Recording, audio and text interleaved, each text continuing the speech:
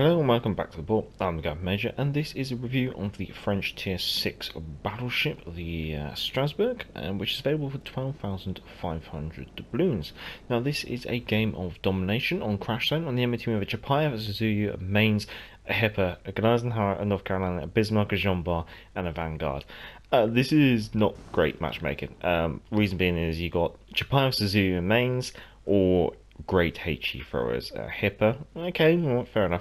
Gneisenhower 15-inch guns, North Carolina 16, Bismarck 15, Jean Bar 15, Vanguard 15.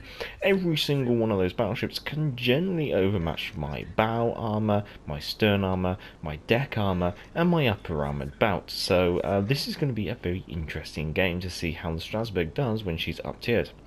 Probably not well. So the Strasbourgh is the second member of the Dunkirk class battleships, and she was commissioned in 1939. The official classification is like a fast battleship. The reason being is they weren't designed as a counter to the German Panzerschiffs, the Deutschland class, basically a heavy cruiser. The idea was to have guns big enough to sink them and speed fast enough to catch them. Now, when it comes to her history, obviously she was at Mirza Kabir, which is quite well known, and she managed to escape. She was chased down by HMS Hood, but HMS Hood stripped a turbine trying to catch up with her, obviously showing the age of the ship and the lack of refits. Now, the rest of all, she basically lived in Toulon, is the best way to put it, where she was scuttled following the German occupation of southern France, which was basically a French way of trying to stop the Germans actually getting hold of the French ships, or the Vichy French government, I guess you could say. And she was scrapped in 1955, following obviously not being resurfaced or recommissioned, I guess you could say. Now, in comparison to the other Tier 6 battleships, tech tree wise only, what are we looking at? Survivability, she has the joint second lowest base HP of 58,000. Now, this is the same as North Carolina, but it does seem that she doesn't have the same kind of survivability that the North Carolina has in regards to armor scheme. She also has the second lowest HP pool of 82,276. Now, when it comes to her torpedo reduction, she has the third highest torpedo reduction of 25%, which is quite nice, I guess you could say. Now, when it comes to the armor scheme, it's always best to go back to the port and take a look at the armor scheme there. Hello and welcome back to port. So, taking a look at the armor scheme of the Strasbourgh. Well, let's start off with what you're seeing, which is a lot of green, which is 26mm plating. So pretty much everything you can see that's green is 26mm plating. That is your bow armor, your deck armor, your stern armor, the stern deck, the upper armored bout, and the upper deck. So, and your torpedo bulge. So that's not going to be offering you generally a lot of protection in anything that's a 14-inch plus. So 14-inch you can ricochet, but if it's more than 14-inch, then it's going to be punching through. As a Tier 6, you can see a lot of Tier 6 battleships and Tier 7 battleships, and there are a lot of 16, 15, and even 18-inch guns wandering around. So generally, you have a slightly compromised armor scheme. As in comparison to, say, a Tier 6 battleship, your bow and your stern armor is pretty comparable, but the rest of your armor scheme is a little bit on the weaker side, I guess you could say.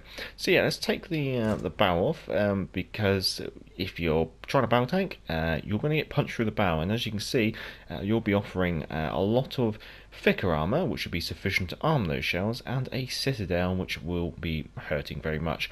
So what you're probably going to want to be doing is against 15-inch AP and more, you want to start angling. Now, when it comes to angling, obviously initially it looks pretty poor. The reason being is obviously the torpedo bulge was 26mm of armoured plating. So if we take torpedo bulge, which covers the length of the citadel, so we take that away, now you can see that we have a lower armoured bout, which is quite nice. So potentially in the Strasbourgh, 14-inch guns or less, you can start the battle tank, and larger than, you want to start angling and hoping that it's going to ricochet off your lower armor belt. However, that is quite low to the water, and a lot of your ship is actually sufficient for 15-inch AP plus to punch through, so you will be taking probably a lot of damage from battleships. So you are maybe a little bit on the weaker side. Superstructure is mostly 16mm plating, and as you can see, it's actually quite large because it goes all the way back to the aircraft hangar. What this means is that your superstructure is probably going to be quite harvestable to high explosives, so you're probably going to get farmed by high explosives and high caliber AP potentially. Taking that away, the upper armor and the armored deck we kind of already mentioned. It's 26mm, and obviously we have a bit of 20mm at our other end.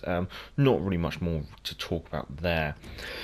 Going on to the turrets and barbettes. Now, in comparison to the Dunkirk, it does seem that these turrets do have slightly thicker armour. It's 10 to 20mm here and there, mostly on the face side and rear and the lower plate. Barbettes and the rest of it and the roof seem to all be the same. Barbettes going all the way down to the Citadel, and yeah, all front firing armament as expected for an assault ship, I guess you could say. But yeah, nothing really special to talk about there. So, the lower armoured bout.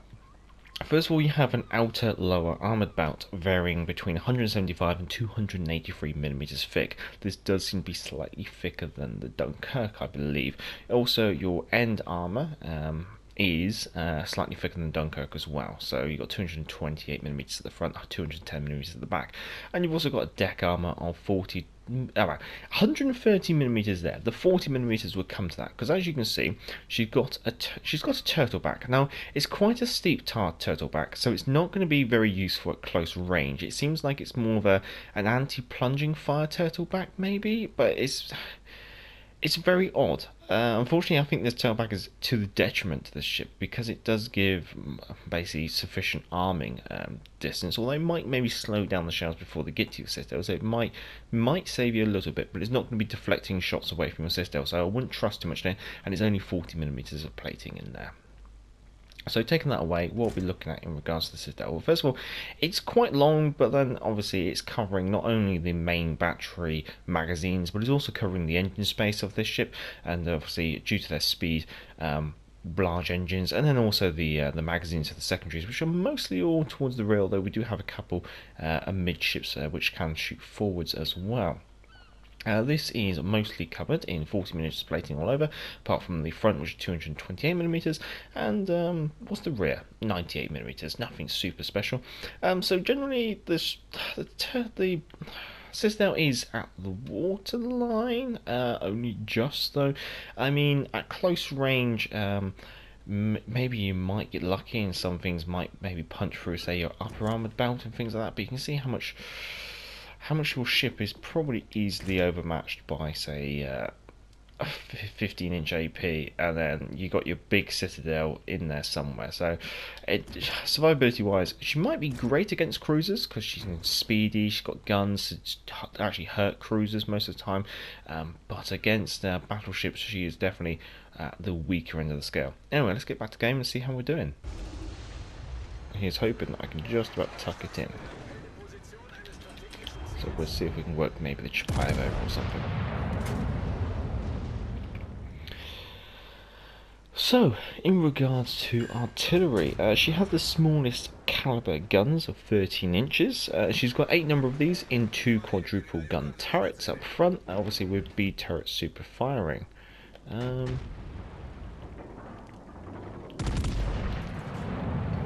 Now, these do offer you the second longest gun range, 16.4 kilometers, and the fastest reload at 24 seconds.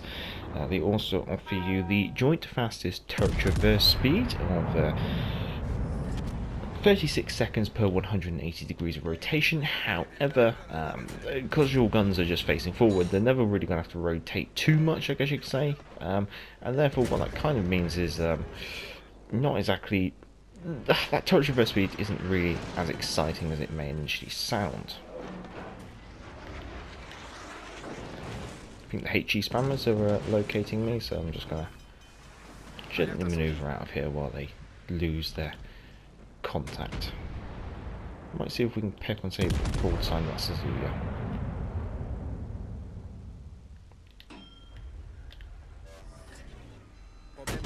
and we get assist there, very nice. Now those fire-breathing cruisers have probably got quite a bit of range, the reason being is they like to reach out. So, in regards to the shells, you're looking at the third lowest HE shell damage, or at 4,800 per shell. Furthermore, you're looking at having an average fire chance of 35%. You've also got the second lowest AP shell damage of 9,700.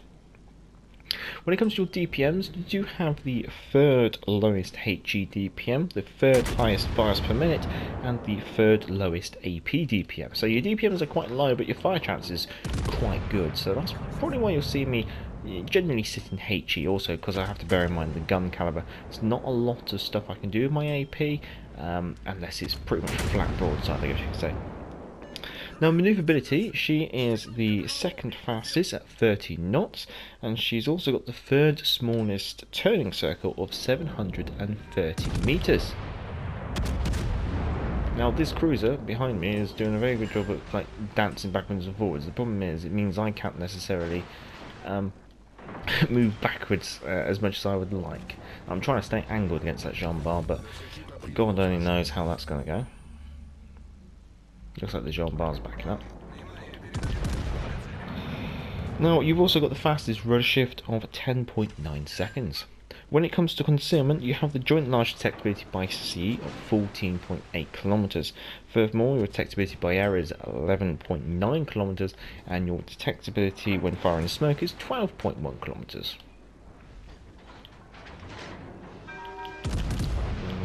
No, I don't know if that's going to hit. We'll have to see. Now, when it comes to the consumables, obviously you get some repair parties, which is obviously a bit of a saving grace. So you're looking at having 3 of those. Normally, I've got more though, which will heal 289 HP per second for 28 seconds, I should say, which means each repair party will heal you a total amount of 8,092 HP, which is quite nice. Obviously, the repair parties have an 80-second reload. When it comes to the damage control party, you've got like a slightly interesting repair party. It's got a 15-second duration and an 80-second reload. Now, you also got this main battery reload booster, which you get 2 of. This will reduce your main battery reload by 50% for a duration of 15 seconds, and has a 180-second reload. And it's interesting that you get 2 of them. Now, when it comes to your other consumable, you've got some choices, I guess you could say. You can either go for the 4 catapult fighters, alternatively you could go for 4 spotter aircraft, and last but not least you could choose to go for the 3-number enhanced secondary targeting. However, it's worth bearing in mind with the Strasbourgh, most of your secondary battery is facing towards the rear, and therefore it's not necessarily going to be useful should something approach you from the front. We'll try this, we'll see how it goes. I may have stuck my nose out a bit too much, but we'll have to just wait and see. Now, in regards to the modules, she's got some typical modules, I guess you could say, for a French battleship. And so, obviously, down the description is going to be my module choices. I've taken Armament Durability Module 1, reason being is you've got all your armament up front in 2 turrets. Most of the time you're going to be facing towards the enemy, and due to your armor scheme, I'm sure there's going to be a lot of battleships that will be tempted to use HE. No, not HE, AP. And therefore your turrets are going to be probably getting smacked by AP a lot of the time.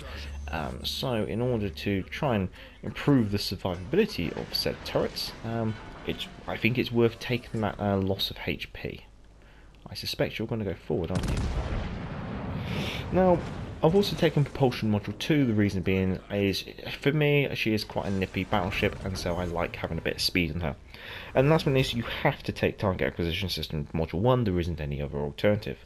Obviously, she comes with a permanent camouflage, which is equivalent to a Type 4, which is also quite pretty, I guess you could say. So, top of the team in a tier 6 and 7 game, so I was bottom tier in that one. And I've had to use the island a lot in order to protect myself. Potentially the Jean bar on the enemy team doesn't quite know my armor scheme. There were quite a few times there where he should have fired AP at me regardless, but instead he kind of looked at me, went, he's angled, and decided not to shoot at me. So that's obviously, this is why it's always worth knowing the armor schemes of not just your ship, but the other ships at the tier, I guess you can say. So you can obviously know their weaknesses, and obviously the Strasbourgh's weaknesses is basically anything that's AP 15-inch plus, because you can just keep punching into the ship. Also, she suffer from a HE spam, but that's quite common for a lot of battleships, I guess you say. Amusingly, one thing I guess is worth mentioning, because obviously I don't really cover in the review, but it's the Aaa Suite of the Strasbourgh. It's one of the reasons why I go for the catapult fighter on the Strasbourgh. The reason being is the Aaa Suite on the Strasbourgh is the same as the Dunkirk, and the Dunkirk's Aaa Suite isn't that great. When playing a Furious recently, I had no qualms about doing repeat torpedo runs against the Dunkirk, because out of 6 aircraft I managed to drop 5 torpedoes and only lose 1 aircraft in doing so. So the Strasbourgh, she will probably be very easily focused by tier 7 carriers without any qualms. She's going to be very easy carrier food, I guess you could say. And economy wise, let's see, obviously she's tier 6, so she does have reduced ship service cost, so in this case it's only 80,000 credits, so that allows you obviously to make a lot of money. In this case I managed to make a total profit of 323,000 credits with a premium count and a common credit booster. Well, this is the first time I've done a review in a little while, because obviously I took a break and got burnt out and the laptop died. So it's been interesting to see how I can get back into it. I hope you have enjoyed it, and if you have, feel free to give it a thumbs up. If you enjoy this content, feel free to subscribe. And there is a Patreon if you want to support the channel on Patreon, and all the lovely patrons will have their names appearing on the end screen. Until next time, I'm the Gaff Major, and back to the port. Hey, hey, clear the way, here comes the galloping Major. Bumpity, bumpity, bumpity, bump. Get out of the way there, you fellows, unless you want me to run you down.